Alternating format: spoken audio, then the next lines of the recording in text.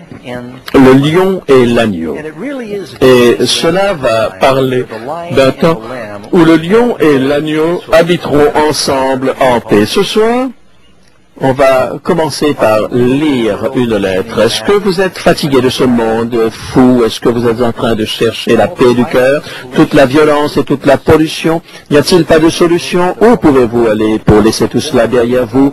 Et puis, un jour, je lis dans la Bible, d'un monde où il n'y aura plus de mort ou de souffrance, c'est plus que l'histoire. C'est un jardin dans la gloire, où là, les fleurs sont comme les pétales extraordinaires, et où le loup et l'agneau seront ensemble. Oui, Éden, cher Éden, comme j'aimerais marcher avec Jésus sur cette terre.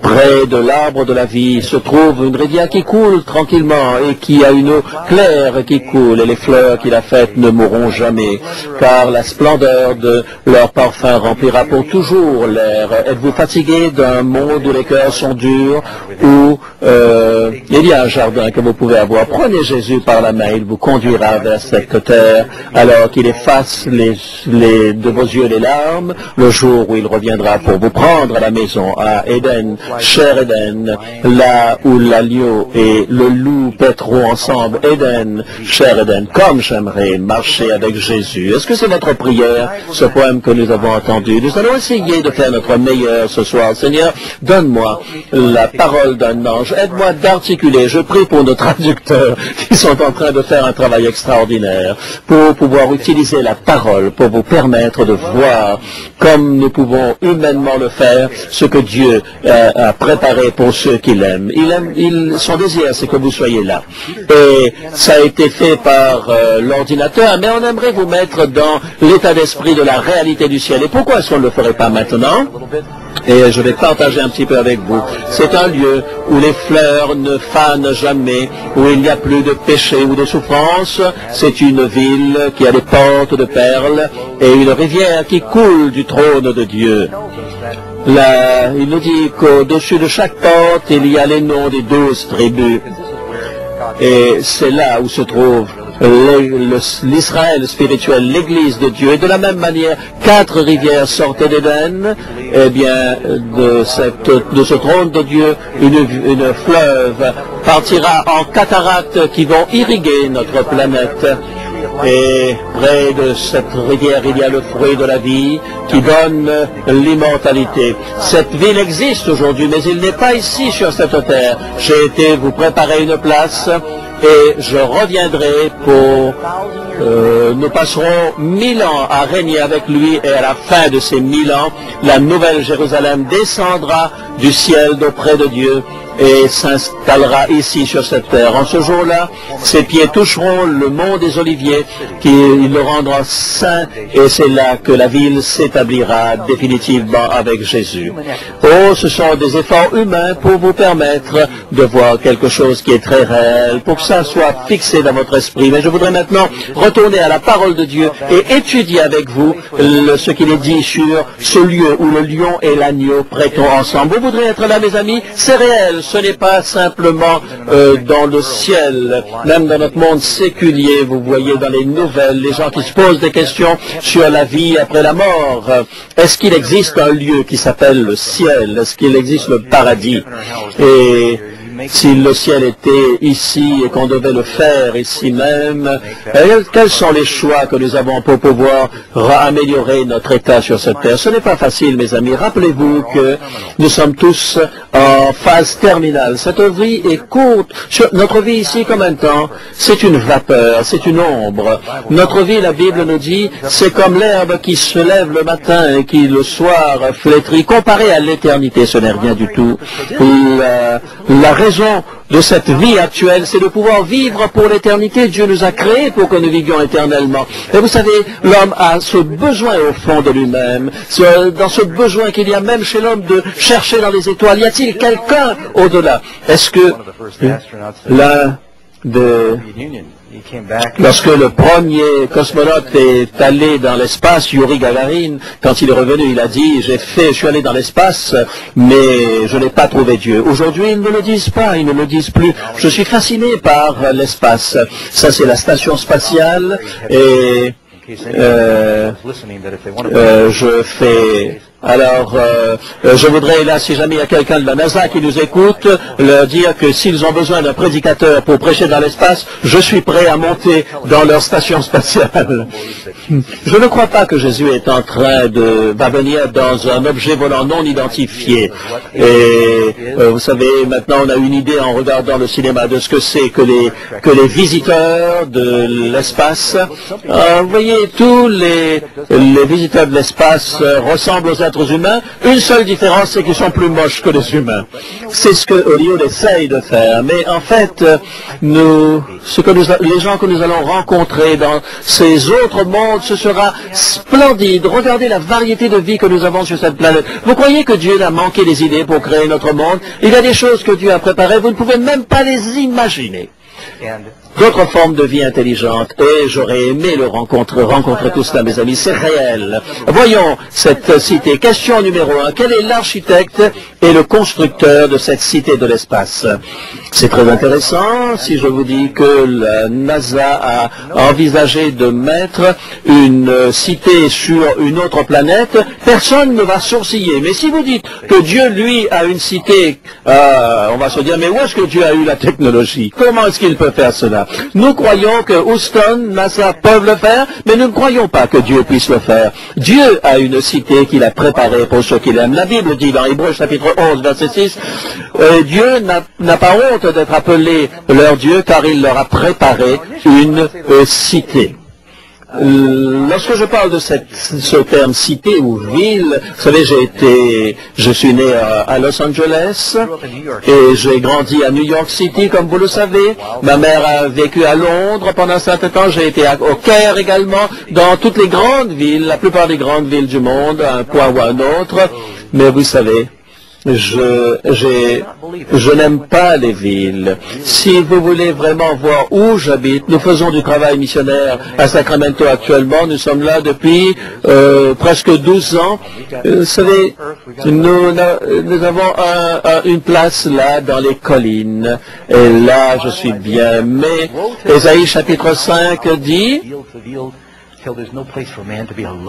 Il n'y a pas de place pour que l'homme puisse être seul sur cette terre. Le projet de Dieu, c'est d'être un jardinier, de pouvoir apprécier la création de Dieu. Vous savez, les villes, dans ce contexte, les villes où les concentrations sont typiques, où vous avez une concentration de mal, vous avez beaucoup de gens inconvertis, mais la Nouvelle Jérusalem ne sera pas comme la Vieille Jérusalem. Vous savez, la Vieille Jérusalem est un des lieux les plus contestés sur cette terre.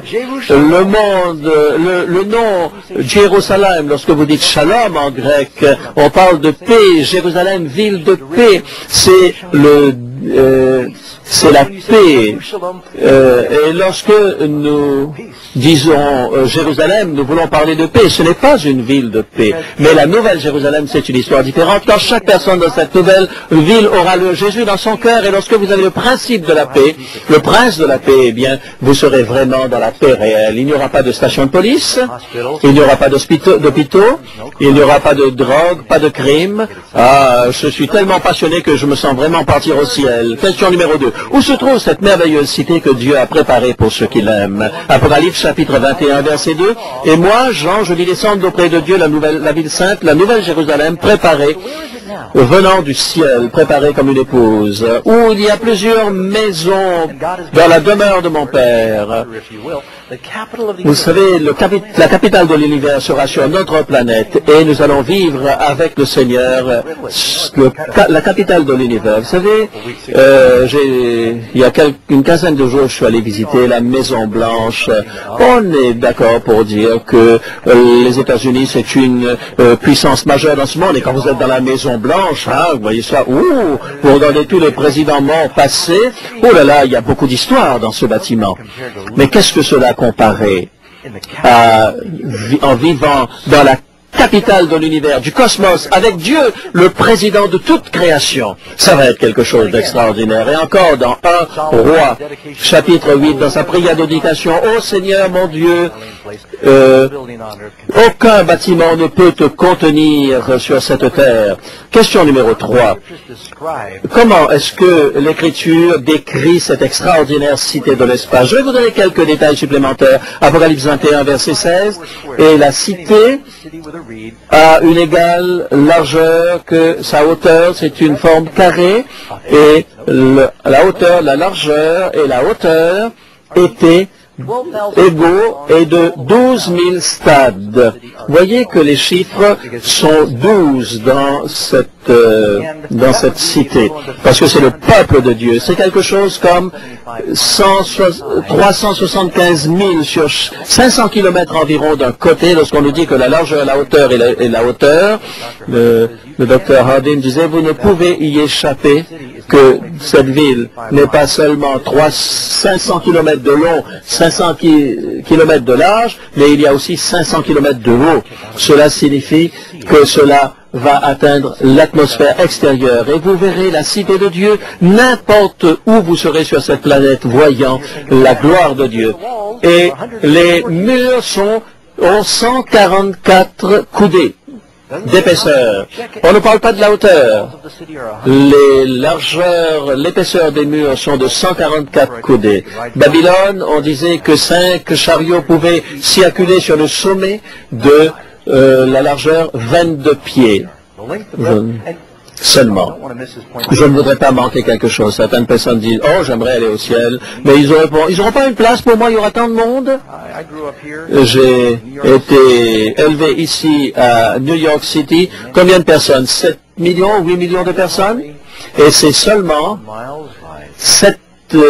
12 kilomètres de long sur 12 kilomètres de large. En quelques heures, vous pouvez marcher d'un bout à l'autre. Cette ville dont on parle est plus grand que l'État de l'Oregon. 16 millions. Ah oui, ça c'est le grand New York. Mais moi je parle juste de la ville. Allez vérifier vos chiffres, madame. Back to our sermon. Allez, retournez à vos sermons. 500 kilomètres d'un côté, et il y aura de l'espace pour vous. Et c'est seulement la maison que le Seigneur nous a préparée, la sainte cité descendant du ciel d'auprès de Dieu, à un mur haut et grand, qui a 12 portes, et il avait l'apparence du jaspe. Lorsque vous regardez le matériel qui est employé dans cette ville, vous constatez que Dieu n'a pas utilisé de bois.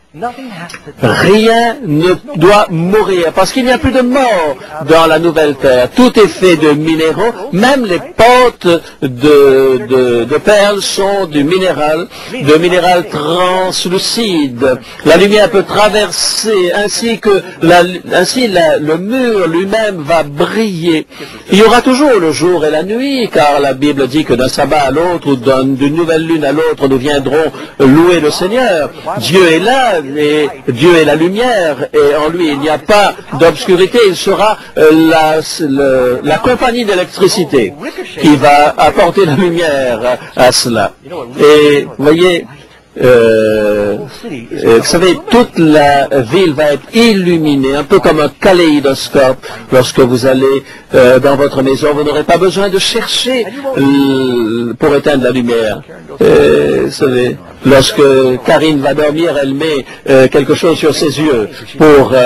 elle se moque de moi parce que vous savez, un jour je suis allé en avion, comme ça j'en avais un, et puis depuis elle me l'a piqué. Et les chemins de la ville, les rues de la ville seront de pur or.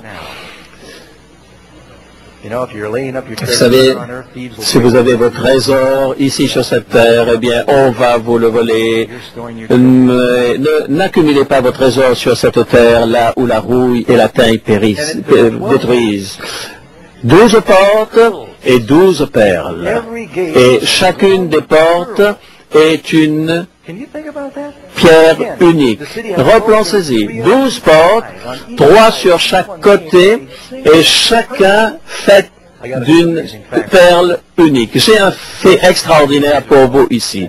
Il y a quelques années de cela, lorsque je faisais mon programme de radio, Alan Golash, c'était son nom, était en train de... il a trouvé cet article que vous avez sur l'écran maintenant, et il dit c'est une perle artificielle, mais en le regardant de près, il se disait mais ça ressemble beaucoup à une vraie perle, et il l'a acheté $14. Il l'a apporté chez Christie's, ils l'ont fait expertiser. C'est une... Il n'y en a que 2 comme ça dans le monde. Ça valait des millions. Ils ne le savaient pas. Probablement fait vers les années 1850. Oh, j'aurais aimé payer $14 et le transformer en quelque chose qui n'a aucun prix. Quel est le marchand sage qui trouve un trésor et qui vend tout ce qu'il a pour pouvoir acheter ce trésor? C'est un bel investissement. Et il vend tout cela pour ça. Le royaume des cieux est là, incomparable le ciel à ce qu'il y a sur cette terre. Il va tout acheter, tout vendre pour pouvoir acheter cela, nous est-il dit de cet homme sur la terre. Y a-t-il quelque chose de plus, d'ayant plus de valeur que le royaume des cieux? Quoi dans notre vie pourrait avoir plus de valeur que le salut? Réfléchissez quelques instants. Si je devais vous dire, vous pouvez prendre tout ce que vous voulez pour vivre. On va payer tout cela. Vous construisez votre maison de rêve. Et cela est très populaire parce que les gens disent, oh là là, comme j'aimerais avoir une maison comme celle-là. Alors supposez qu'on vous donne un chèque en blanc et vous pouvez construire la maison que vous voulez. Et supposez que vous pouvez aussi aller remplir votre garage de n'importe quelle voiture que vous voulez.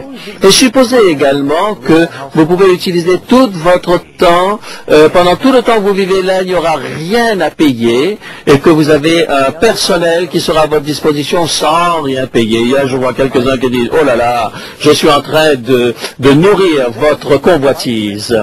Enfin, il est dit, au bout de 6 mois, vous mourrez.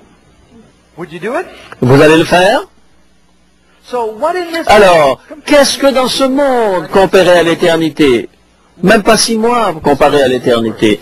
Cette vie vaut la peine que l'on sacrifie l'éternité pour cela? Imaginez que je refasse ce scénario, alors les voitures, l'argent dans la banque, des serviteurs, tous les plaisirs possibles de ce monde, et vous pouvez vivre là pour l'éternité, tout seul.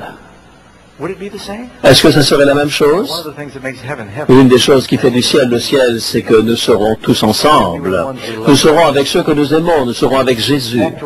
Retournons à notre ville. Les fondements de la ville et les murs sont garnis de pierres précieuses. J'ai un ami qui a fait des recherches sur toutes ces pierres précieuses. Il avait les noms des 12 tribus en haut des portes, sur le linteau de la porte, et le nom des 12 apôtres sur les fondements.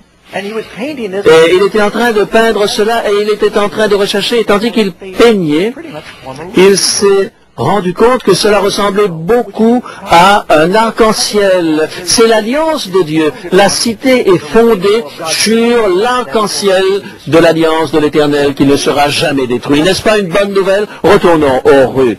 Les rues sont comme de l'or pur et ils sont comme de verre transparent. Vous savez, il y a différents niveaux de pureté dans l'or. Et vous savez, lorsqu'il est vraiment préparé, il finit par être pratiquement transparent. Cette ville, sur l'apparence de la cité, elle est comme une épouse préparée pour son époux. D'ailleurs, la gloire de Dieu, c'est le repas des noces de l'agneau.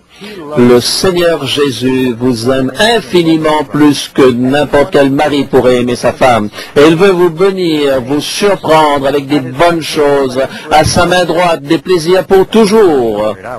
Ah, j'étais si content le jour où je me suis marié. J'ai voulu avoir une lune de miel spéciale. Et il y avait donc un voyage avec un plus beau bateau, le plus sophistiqué de l'époque. C'était l'Harmonie de Cristal, son nom.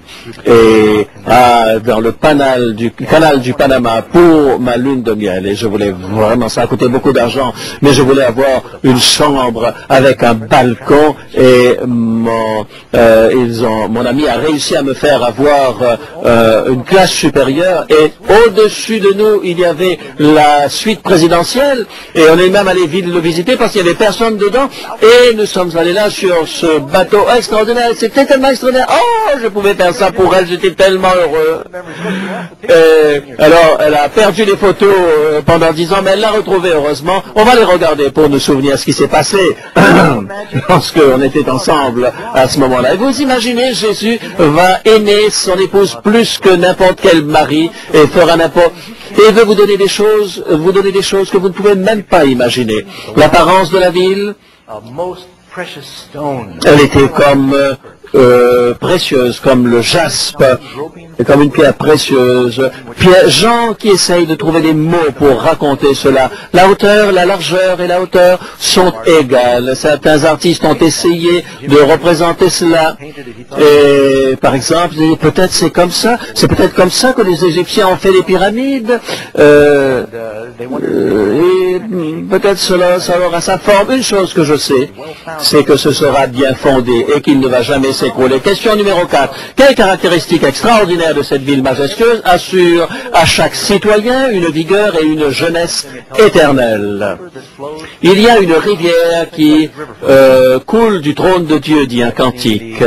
J'ai vu l'Amazone, j'ai vu le Mississippi, j'ai vu le Nil, je n'ai pas encore vu le Gange, mais beaucoup de grandes rivières de ce monde, je les ai vues, le Missouri également, elles sont très larges.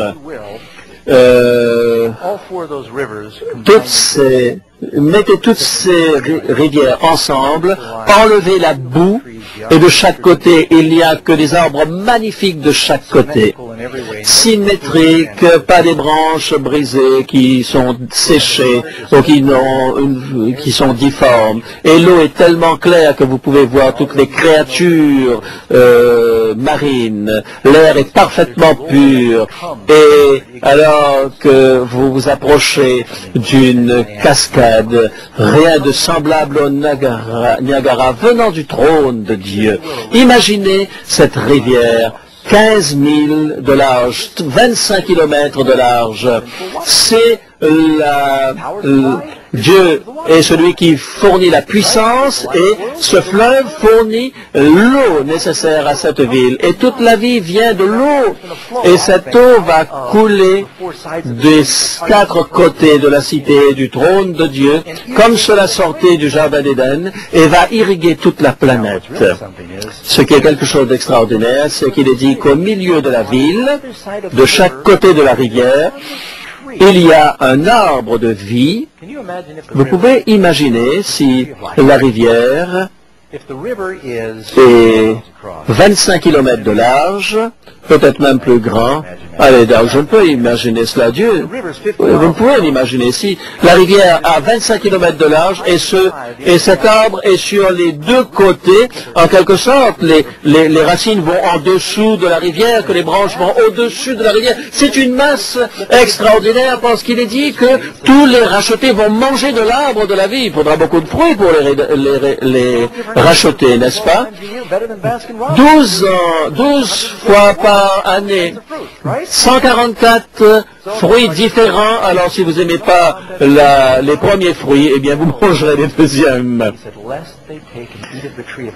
À moins qu'ils ne puissent manger de l'arbre de la vie, c'est comme ça qu'on peut vivre éternellement. Et le plan de Dieu, c'est que nous puissions vivre éternellement. Nous ne savons pas pourquoi les gens vieillissent, pourquoi ils sont malades et ils meurent. Vous savez, on pense que pourquoi les gens ne vivent pas plus longtemps que les tortues? C'était un poisson qui vivait le plus longtemps. Il y a des oiseaux qui peuvent vivre jusqu'à 80 ans. Dieu a prévu que nous puissions vivre pour l'éternité. Le péché est un ennemi. À la fin de notre programme, en passant ce soir, je vais avoir un moment de prière particulière parce que Jésus veut nous guérir dans cette vie. Nous voulons prier pour la guérison physique et aussi pour la guérison spirituelle, pour que nous soyons pour toujours avec le Seigneur. Les feuilles de cet arbre seront pour la guérison de la nation. Mais dites-moi, pourquoi est-ce que nous aurons besoin d'être guéris dans le ciel? Il n'est pas dit que ce sera pour la guérison des malades. C'est une guérison différente. Tout d'abord, je crois que chaque partie de cet arbre, vous pouvez manger les fruits, vous pouvez manger les feuilles.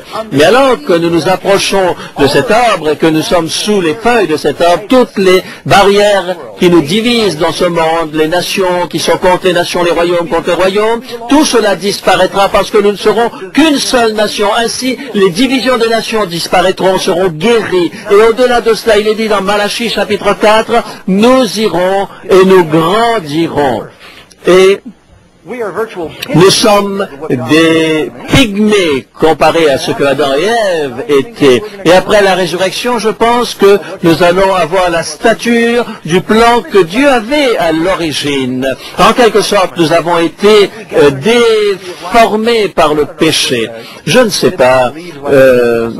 Je sais en quelque sorte que nous allons pouvoir continuer de grandir pour atteindre ce que Dieu a désiré pour nous. Personne ne sera malade là. Est-il vrai, question 5, que cette cité merveilleuse va descendre sur cette terre? Oui, nous lisons Apocalypse chapitre 21 verset 2, et moi je vis descendre du ciel d'auprès de Dieu la ville sainte, la nouvelle Jérusalem, préparée comme une épouse qui s'est parée pour son époux.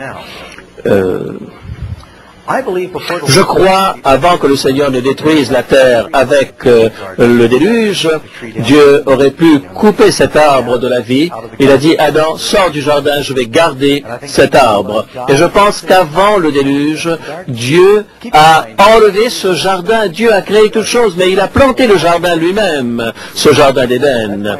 Ainsi, je crois que Dieu le surveille, le garde. J'assume qu'il est dans la cité de Dieu. C'est le Central Park de la Nouvelle Jérusalem pour le comparer à New York. Et il va le ramener ici sur la terre. Et si Dieu il peut le monter, s'il peut faire monter le jardin, il peut faire descendre la ville. Nous allons vivre ultimement après les 1000 ans. Ici sur cette terre, Dieu va réaliser son plan, car, est-il dit dans Matthieu chapitre 5, heureux les débonnaires, car ils hériteront la terre. Nous n'allons pas seulement vivre dans la ville, mais la Bible nous dit, voici, je crée de nouveaux cieux et une nouvelle terre, Ésaïe 65, verset 17. Comment est-ce que le ciel a besoin d'être recréé? La Bible, dans le mot juif, le mot grec, le mot juif, hébreu qui est employé ici, cela ne signifie pas seulement, le ciel ne signifie pas simplement là où habite Dieu, ça c'est le 3e ciel. On parle du 7e ciel. Non, ça c'est pas dans la Bible. Il n'y a que 3 cieux dans la Bible. Et il y a certaines églises qui enseignent qu'il y a plusieurs niveaux de cieux. Et selon votre comportement, eh bien, vous allez dans les différents niveaux du ciel. Ça, c'est malheureux, c'est pas vrai, c'est pas biblique. Il y a 3 cieux, parle la Bible. Le ciel signifie d'abord l'atmosphère, là où sont les oiseaux, là où il y a les nuages, et c'est là où se trouve la pollution. Ces cieux que nous voyons, Dieu a séparé dans la Genèse l'eau d'avec les eaux, et le 3e ciel, c'est la capitale de l'univers, c'est là où Dieu habite, c'est le paradis. Ainsi, Dieu va faire de nouveaux cieux, une nouvelle terre, ça veut dire que la terre et son atmosphère va être changée. Qu'est-ce qui va se passer pour les pécheurs et le péché? C'est ce que nous avons étudié dans le millénium. Vous vous souvenez, lorsque la Nouvelle Jérusalem descend, les méchants ressuscitent à ce moment-là, à la fin des 1000 ans. Ils sortent de leur tombeau. Ils n'avaient pas ressuscité lorsque Jésus est arrivé. Ensuite, il va y avoir... donc ces nations vont se réunir sous la conduite de Satan, et à ce moment ce sera le grand jugement. Dieu va faire descendre le feu du ciel sur les méchants qui vont attaquer la ville sainte, et ce feu va les dévorer. Et tous ceux qui sont les orgueilleux vont disparaître, et ils seront détruits par le feu. les choses seront nouvelles, et ce sera comme de chaume sous nos pieds, comme de la cendre sous nos pieds. Qu'est-ce qui va brûler? Washington DC et toute la planète. Cette planète sera purifiée totalement. Vous comprenez pourquoi il faut que les murs soient aussi épais. Il faut que ce soit isolé contre ce qui va se passer à l'extérieur. C'est pour ça que 216 pieds d'épaisseur. Et la Malachie dit, vous sortirez et vous foulerez sous vos pieds la cendre, ils seront comme du chaume, les méchants. Être sous les pieds signifie c'est la soumission, c'est la soumission totale. En fait, les méchants seront totalement annihilés. 2 Pierre 3, verset 13 nous dit, nous attendons selon sa promesse de nouveaux cieux et une nouvelle terre où la justice habitera. Le Seigneur nous offre sa justice maintenant afin que nous puissions habiter à ce moment-là dans la ville de la justice. Question numéro 7. Quelle est la promesse rafraîchissante et extraordinaire que Dieu fait au peuple qui franchira les portes de son royaume nouveau? Lorsque vous pensez à toutes les choses merveilleuses dans le ciel, qu'est-ce qui vous passionne véritablement? Moi je pense, ce que j'aimerais, c'est que je ne serais plus en quarantaine sur cette planète, mais je pourrais être dans tous les mondes, voyager partout. Oh, je voudrais, comme dit le cantique, aller partout. On peut imaginer tout cela. J'aimerais par exemple parler au patriarche. J'aurai quelques questions pour eux, mais la meilleure chose, c'est que Dieu lui-même sera au milieu de cette cité, au milieu de nous. Nous allons voir Dieu face à face, comme le chant le dit. Ne serait-ce pas quelque chose d'extraordinaire? Le Seigneur en personne va vivre au milieu de nous. Oh Seigneur, dit Jésus, je prie qu'il soit avec moi là où je suis. Vous pouvez comprendre pourquoi les agneaux, les méchants s'enfuient loin de la présence de l'agneau? Parce que le Seigneur Jésus sera au milieu d'eux. Ils ne s'ennuieront jamais. Le bonheur et la joie seront éternels. Parfois, nous disons, oui, j'aimerais avoir le ciel, mais je préfère avoir $1 maintenant que 10 000 plus tard. J'aimerais mieux avoir un morceau de candy maintenant plutôt qu'un gâteau à mon anniversaire. Hein? L'enfant dit, eh bien, je préfère le candy maintenant. Vous savez, Moïse a été considéré comme un enfant de Dieu parce qu'il a préféré vivre la souffrance de son peuple plutôt que de connaître pour un temps le bonheur de la cour d'Égypte. Dieu est en train d'offrir à ses enfants, à ceux ici et maintenant, déjà sa grâce. Il n'y aura plus de mort, il n'y aura plus de souffrance, il n'y aura plus de tristesse, de maladie, plus de pleurs, plus d'hôpitaux, plus de tragédies, plus de déceptions, de troubles, de faim, de soif. Comme je l'ai dit, il n'y aura plus de cimetières, il n'y aura plus de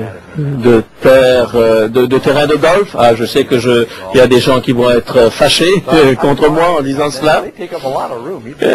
Vous savez, peut-être vous seriez surpris de voir tout ce qu'il y a au ciel. Ils ne se fatigueront plus, nous dit Ésaïe 40. Ceux qui comptent sur le Seigneur renouvelleront leur force, ils rajeuniront comme l'aigle. Est-ce que nous serons fatigués? Jamais. Nous n'aurons plus de fatigue. Nous aurons une vigueur éternelle et nous serons en mesure de nous reposer. Mais ce sera comme lorsque le Seigneur lui-même s'est reposé, c'est-à-dire en se réjouissant de ce qu'il avait créé. Ne serait-ce pas extraordinaire? Et toute personne sauvée sera en bonne santé physique dans tous les sens du terme. Le sourd entendra, l'aveugle verra, le muet chantera et le paralysé pourra courir. J'aurai une magnifique chevelure lorsque je serai là-haut. Tous les déficits que vous avez lorsque vous serez là-bas seront compensés. Je vais prouver. Mais je ne peux le prouver, mais connaissant le Seigneur, vous savez, j'envoie des cartes, bien souvent lorsque je voyage, et Je loue certaines voitures lorsque je voyage et lorsqu'ils me disent « Ah, vous savez, votre voiture est partie. » Non, mais on va vous donner une voiture plus belle. Ils ne vous donnent une voiture moins bonne. Ils vous donnent toujours quelque chose de mieux parce que si vous n'avez pas la voiture moyenne que vous voulez, ils vont vous upgrader. Il n'y a pas très longtemps, j'étais à Saint-Luc et là, ma voiture n'a pas pu être... j'étais dans la voiture. Est-ce que quelqu'un m'a dit « Ah, vous êtes à la télévision ?» J'ai souvent peur. Et des fois, j'ai dit « Oui, je suis à la télévision. » Elle dit « Ah, c'est vous qui vendez des voitures à la télévision. » J'ai dit « Oui, je regarde votre programme. Ah, c'est amazing, amazing. » Elle ne se rappelait plus de la suite. Elle a dit « Laissez-moi faire ce que je peux faire. Laissez-moi voir ce que je peux faire pour vous. Alors, je vais essayer de vous donner une belle voiture. » Oh, j'étais tellement heureux pour ça. Et alors, elle a dit « est-ce que vous auriez aimé une voiture convertible? » Et je regarde à l'extérieur. Et il n'y avait personne. Oh, je dis « Non, non, oh. » Elle a tapé sur sa machine et puis elle a dit « Vous savez, elle m'a donné une Cadillac avec un volant chauffant. » Oh, à quoi ça sert d'avoir cela? Mais la voiture était froide et c'était agréable d'avoir un volant chaud entre les mains. Vous savez, ces petites choses, j'essaie d'imaginer ce que le Seigneur a préparé pour vous, tout ce que vous avez pu imaginer ici. Vous savez, je crois qu'il y a une voiture particulière pour chacun. Ceux qui ne peuvent pas chanter ici, vous allez conduire la chorale en haut. Ceux qui ont de la peine à marcher aujourd'hui, vous allez être les plus grands, les plus rapides à courir là-bas. Et ceux d'entre vous qui avaient des problèmes à entendre aussi, eh bien, vous allez entendre à 500 km comme Superman lorsque vous serez au ciel. Et ceux qui ne savent pas nager, eh bien, ce que je veux dire, c'est que vous allez avoir la sensibilité de tous vos sens. Vous sentirez des odeurs extraordinaires. Ça peut être pris dans les deux sens, mais je veux dire que vous allez sentir de bonnes choses. La jalousie, la peur, la haine, tout cela va disparaître. L'impureté, l'envie, le cynisme, la corruption, les inquiétudes, tout le mal sera pour toujours banni du royaume de Dieu. Il n'y a rien de mal là, rien que le bien. À quoi ressemblait le jardin d'Éden? Bien, bien, très bien. Dieu va restaurer les choses, sauf que ça va être upgradé, meilleur que ce n'était auparavant. Question numéro 8. En quoi la nouvelle terre sera-t-elle différente de notre terre aujourd'hui? Oui, il y aura quelques différences, mais ce sont des améliorations. Il est dit qu'il n'y aura plus de ciel. Cela ne signifie pas qu'il n'y aura pas d'eau. Nous savons qu'il y a déjà une rivière d'eau. Il n'y aura plus cette quantité d'eau salée qui font mal à nos yeux. Il n'y aura pas ces océans qui séparent ce que nous aimons ici. Il y aura certainement des étangs, il y aura certainement des lacs partout. Le désert sera comme un jardin, nous est-il dit, et fleurira comme un jardin. Vous voyez, ce que nous avons et que nous voyons aujourd'hui n'a aucune comparaison avec ce que Dieu prépare pour nous. Les animaux ne seront plus une menace pour l'homme, aucune bête ne sera une proie pour une autre, et un petit enfant les conduira. Ce sera le végétarisme pour tout le monde. Vous serez en meilleure santé maintenant. Vous savez ça, que c'est une bonne chose. C'est pas seulement la Bible qui le dit, c'est scientifique, les gens le savent, que c'est une meilleure alimentation. Mais en plus de cela, je suis en train de m'habituer au menu du ciel. Nous n'allons plus tuer des animaux. On n'aura plus donné des noms aux animaux. Big Nuggets, Big Mac, Buffalo Wings. Est-ce qu'il a donné ces noms-là aux animaux? Non, c'était ses amis. Vous savez, les choses sont corrompues aujourd'hui, n'est-ce pas? Alors, il faut que vous vous habituez à cela. J'ai un autre fait merveilleux pour vous. Est-ce que vous vous souvenez de ce livre qui s'intitule Le Petit Tyke? C'est un livre écrit dans les années 1970. Vous savez, c'était une lionne qui tuait ses petits dans un zoo et voilà qu'elle a eu d'autres petits. Elle essayait de tuer son petit en le lançant vers les bars et ils ont réussi à le prendre. Alors ils lui ont donné à une famille, la famille Resmo, et ils étaient dans la vallée cachée, ils habitaient là, ils donnaient soin près de Seattle à ces animaux et ce petit animal a commencé à grandir et ils ne pouvaient pas lui donner à manger de la viande, ils ne voulaient pas manger de la viande. Il y a quelque chose d'anormal, mais elle continuait de conduire, et tout ce qu'il y avait comme végétaux et tout ça, ce petit lion mangeait tout cela, et ils ont mis un petit peu de sang dans son lait, eh bien, elle ne le mangeait pas. Il y a des images de ce lion ici avec un agneau. Et là, vous voyez ici, on lui donne de la viande dans une boucherie, elle détourne sa tête. Par contre, lorsqu'on lui donne de l'herbe avec un agneau, elle le mange. Là, c'est extraordinaire. Un lion végétarien, vous pouvez imaginer cela. Tout le monde sait que les lions ont ces canines, et ils ne peuvent manger que de la viande. Eh bien, vous croyez que Dieu peut le faire. Finalement, quelqu'un qui avait lu la Bible, vous n'avez jamais lu la Bible, a-t-il dit. Si vous lisiez la Bible, au ciel, les lions seront des végétariens. Alors, ils ont arrêté de forcer ce lion à manger de la viande. Eh bien, si le lion peut le faire, vous aussi, vous pouvez le faire, n'est-ce pas? Amen. Ça, c'est un bon point, ça. Point numéro D. Il n'y aura plus de malédiction. Là où il y a eu des épines au début et des ronces, avec le péché, lorsque Jésus est mort sur la croix, on l'a couronné d'épines parce qu'il est devenu le roi du péché d'une certaine manière. Il a pris la malédiction du péché sur sa tête. Toute la malédiction, il l'a pris dans cette couronne d'épines. Et il n'y aura plus là. Est-ce qu'il y aura des moustiques là-haut? J'espère pas. J'espère qu'ils seront plus intelligents qu'ils ne le sont maintenant et qu'ils ne se vivront pas du sang. Il n'y aura plus de violence d'aucune sorte dans cette nouvelle terre. Et on n'aura pas besoin de portes et de fenêtres parce qu'on n'aura rien à cacher. Et vos amis qui vont voler en entrant dans votre maison? Oh, ça va être quelque chose d'extraordinaire. Il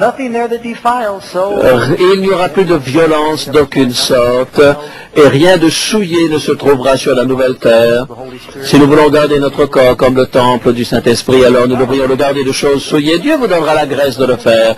Ne vous découragez pas, chers amis. Ça m'a demandé du temps pour quitter la cigarette. Vous savez, si vous arrive de quitter la cigarette et de reprendre, eh bien, arrêtez encore une fois, arrêtez à nouveau. Mais je n'ai jamais abandonné. Le Seigneur ne va pas abandonner lui. C'est vous qui avez tendance à abandonner parce que vous croyez qu'il n'est pas capable de vous pardonner. Mais sa grâce surpasse tout. Alors si vous ratez, si vous recommencez 20 fois, revenez, il vous donnera à celui qui vaincra 7 fois dans l'Apocalypse, Jésus le dit. Et vous croyez qu'il va dire, maintenant c'est plus possible de gagner? Non. Jésus le dit toujours, vous pouvez être toujours celui qui gagne. Question numéro 9. Il y aura-t-il des enfants dans le royaume des cieux? Si oui, vont-ils grandir? Oui, dans Zacharie chapitre 8 verset 5. Et les rues de la ville seront remplies de jeunes garçons et de jeunes filles jouant dans les rues. Maintenant, quand les enfants vont dans la rue, nous avons peur. Cet après-midi, notre fils Steven est joué à l'extérieur. Et vous savez, il y a un complexe d'appartements. Et on est un petit peu inquiet parce que on se pose des questions par rapport aux gens, des gens dangereux qu'il y a dans ce monde, mais aussi parfois des autres enfants. Et quand on sera au ciel, allez, va jouer dans les rues. Va jouer dans les rues. Allez, va jouer dans les rues d'or. Question numéro 10. Lorsque nous serons réunis avec nos bien-aimés dans le ciel, est-ce que nous nous connaîtrons les uns les autres? Est-ce qu'on va se reconnaître? Est-ce qu'on va le reconnaître grâce à ces... Vous savez, la vie sera meilleure qu'elle n'était ici. Est-ce qu'on va reconnaître les gens avec leurs rides? Non. Eh bien, même si on n'a pas de rides à ce moment-là, on va vraiment se reconnaître les uns les autres. Chacun se connaîtra. Aujourd'hui, nous voyons comme au moyen d'un miroir, d'une manière obscure, mais alors nous verrons face à face. Aujourd'hui, je connais en partie, mais je connaîtrai comme j'ai été connu. Et je ne sais pas ce que c'est que l'âge le meilleur, peut-être 48 ans, mon âge. Question numéro 11 nous dit, est-ce que les gens seront bien réels, faits de chair et d'os dans le ciel? Quel est le type de corps que Jésus est arrivé? Quand ils ont vu Jésus, ils étaient terrifiés parce qu'ils croyaient de voir un esprit, et Jésus a voulu que les choses soient claires. Pourquoi est-ce que vous vous inquiétez, vous êtes troublés? Regardez mes mains et regardez mes pieds. C'est bien moi, touchez-moi et voyez, un esprit n'a ni chair ni os comme vous voyez que j'ai. Et vous savez, il a essayé pour insister sur le fait qu'il avait un corps alors qu'ils ne le croyaient pas et qu'ils étaient dans l'étonnement. Il leur dit, avez-vous quelque chose à manger? Et ils lui présentèrent du poisson rôti et un rayon de miel. Et il l'a pris et il a mangé devant eux pour mettre en évidence le fait qu'il était bien vivant. Est-ce que c'était juste quelqu'un qui flottait dans les nuages? Non. Lorsqu'il est monté au ciel, il est parti avec ce corps. Et lorsqu'il est monté au ciel, ce même Jésus qui est monté au ciel, il reviendra de la même manière que vous l'avez vu allant au ciel. Amen. Il faut que j'aille très vite. Nous avons étudié tout cela. Ce même Jésus reviendra. Quel type de corps? Philippiens chapitre 3, verset 20. Jésus-Christ changera, transformera le corps de notre humiliation en le rendant semblable à son corps de gloire, le pouvoir qu'il a de s'assujettir toutes choses. Question numéro 12. Comment, à quoi les justes seront-ils occupés dans le royaume des cieux? Beaucoup de personnes ont de mauvaises conceptions. Si vraiment on peut imaginer ce que c'est que le ciel aujourd'hui, eh bien ce serait tellement mieux, tellement plus facile de vivre une vie sainte sur cette terre si nous pouvions voir cela. Ils croient qu'on va voler comme ces bébés gras que nous voyons ici et là. Les petits bébés qui vont être sur les nuages à jouer de la harpe. Non, nous avons une autre image du ciel pour vous. Qu'est-ce que vous allez faire au ciel? Est-ce que nous allons flotter sur des nuages? Non, c'est une cité réelle. Voici quelques images. Et c'est plus grand et plus beau, plus brillant que tout ce que vous pouvez imaginer. Une ville de 375 000 de long, de large et de haut. Toute personne est en bonne santé, toute personne est heureuse. Il n'y a aucun doute, aucun soupçon de la part des uns et des autres. Jésus sera là. La seule chose qui restera de cette terre, ce sont les cicatrices. Et les enfants diront au Seigneur, qu'est-il arrivé à tes mains? Le loup paîtra avec l'agneau et un enfant les conduira. C'est tout quelque chose d'extraordinaire, mes amis, réel. Et tout ce que nous pouvons faire pour essayer de vous apporter cette image la plus belle, nous voulons vous dire ce que le Seigneur a en réserve pour vous. Nous ne serons pas en quarantaine à cause du péché. Nous pourrons visiter l'univers tout entier. Nous serons des ambassadeurs de Dieu parce que sa capitale sera sur notre terre. N'est-ce pas merveilleux d'y penser? Et nous pourrons visiter des mondes. Et nous n'arriverons jamais aux extrémités de cet univers, car Dieu lui-même sera au milieu de nous. Ils construiront des maisons et ils les habiteront. Qui est en train de préparer notre maison? Jésus dit, je suis allé vous préparer une place, mais nous devons partir de là et construire notre propre maison de campagne, parce que Dieu nous a créés pour que nous aussi nous créons à notre tour. Dieu n'a pas voulu simplement que l'on joue de la harpe en flottant sur des nuages. Il veut que nous soyons des gens réels, qui faisons des choses réelles. Ils construiront des maisons, ils les habiteront, ils planteront des vignes, ils en mangeront le fruit, ils ne bâtiront pas de maison pour qu'un autre les habite, et ne planteront pas des vignes pour qu'un autre les mange, car le jour de mon peuple seront comme les jours des arbres, et mes élus jouiront de l'œuvre de leurs mains. Et un jour, une personne a dit à quelqu'un qu'il payait, je vous paye bien, pourquoi est-ce que vous n'utilisez pas des plus beaux vêtements? Je regardais votre voiture, je dis, vous savez, je fais beaucoup pour soutenir la mission, pour soutenir l'Église, mais vous devriez penser plus à vous-même, a dit cette dame qui employait cet homme. Ils sont morts tous les deux, nous dit l'histoire, et ils sont allés au ciel, et voilà que l'ange emmène les uns et les autres, et il dit, eh ben voilà, une petite maison modeste, et elle est très contente de sa maison, mais elle regarde de l'autre côté de la colline et elle voit une maison magnifique, et ça appartient à un prophète, un roi, et non, ça appartient à votre chauffeur. Quoi? a-t-elle dit. Qu'est-ce que vous êtes en train de me raconter? Mais c'était mon chauffeur. Et il est dans cette magnifique maison là-haut. Oui, mais comment ça se fait qu'il est dans une si belle maison?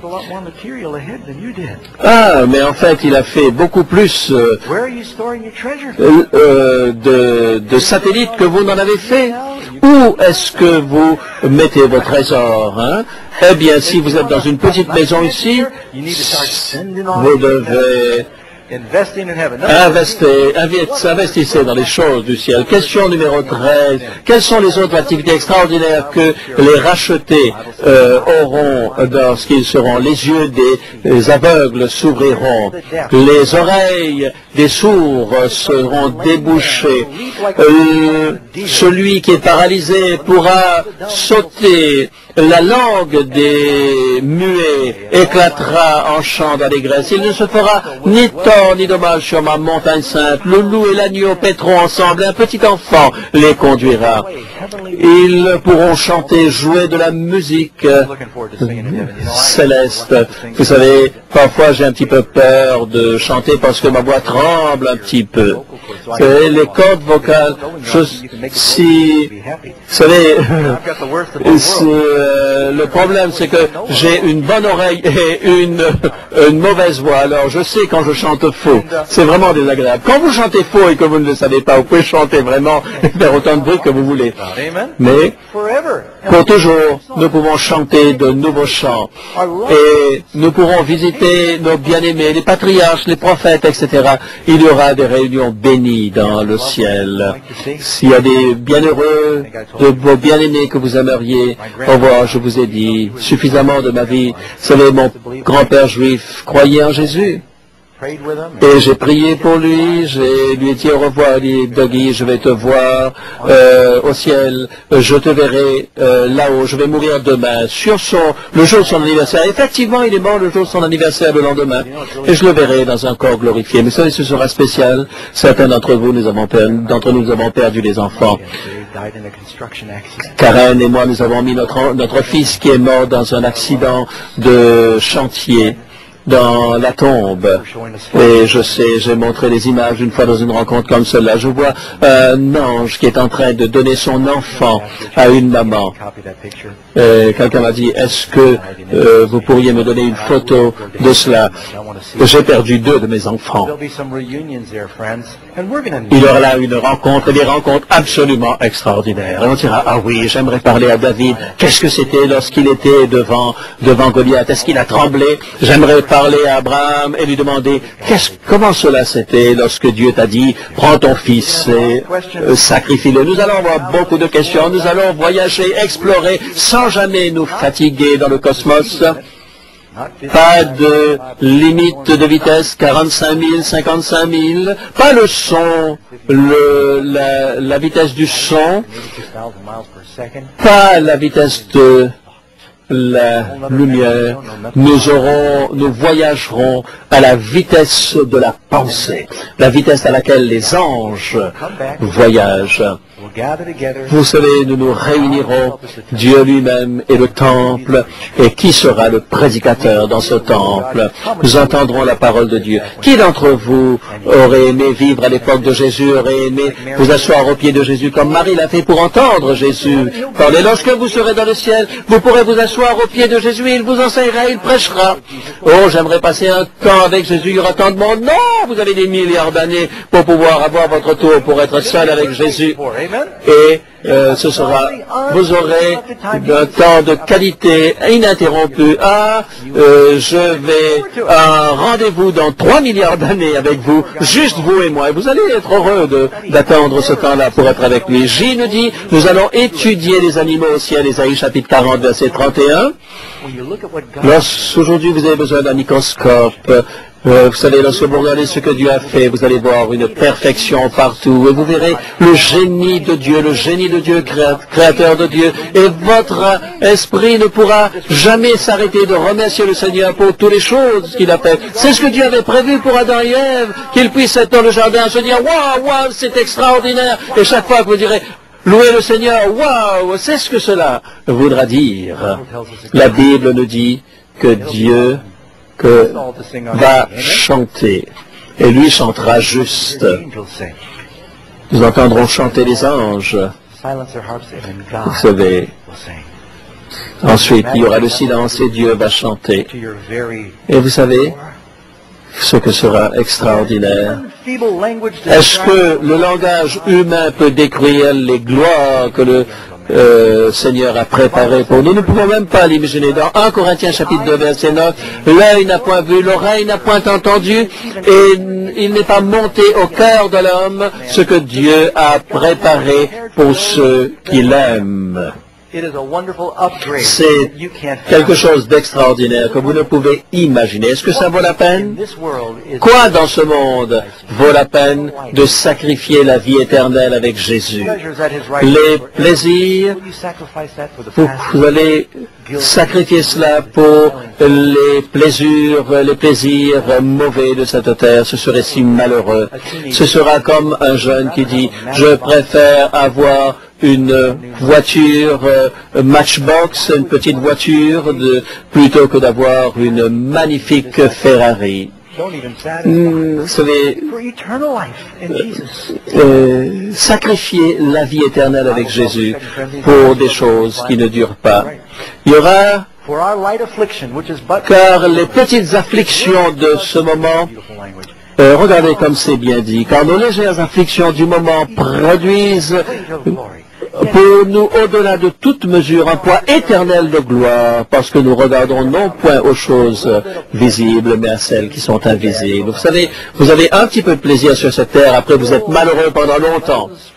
Vous savez, vous avez ce besoin de la drogue, et puis quand ça descend, vous avez le plaisir de boire, et ensuite la honte d'être ivre. Vous avez le plaisir d'un moment, et puis la culpabilité d'une relation et la honte d'une relation maritale inappropriée.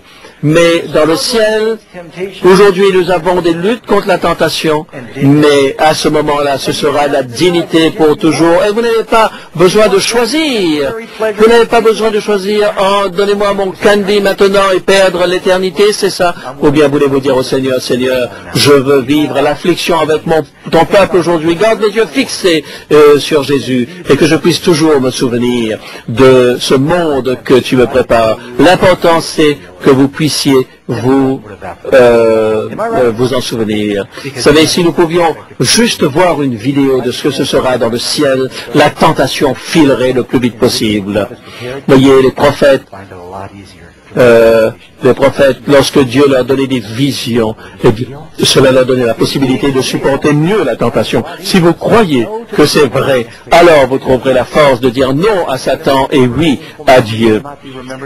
Nous ne nous souviendrons plus des choses passées, car Dieu aura effacé toute larme de nos yeux. Est-ce que ce royaume sera préparé pour moi personnellement? Oui, Jésus a dit, c'est pour tous ceux qui le veulent. Est-ce que vous êtes dans tous ceux qui le veulent? Est-ce que vous êtes dans ce royaume? Il a dit, je vais vous préparer une place pour vous. Oui, pour vous. Chacun d'entre vous, ici, il est allé vous préparer une place. Quelle honte si vous n'avez pas cru à lui lorsqu'il reviendra. Il y a une place pour vous. Comment est-ce que je puis en être sûr d'avoir une place dans ce royaume?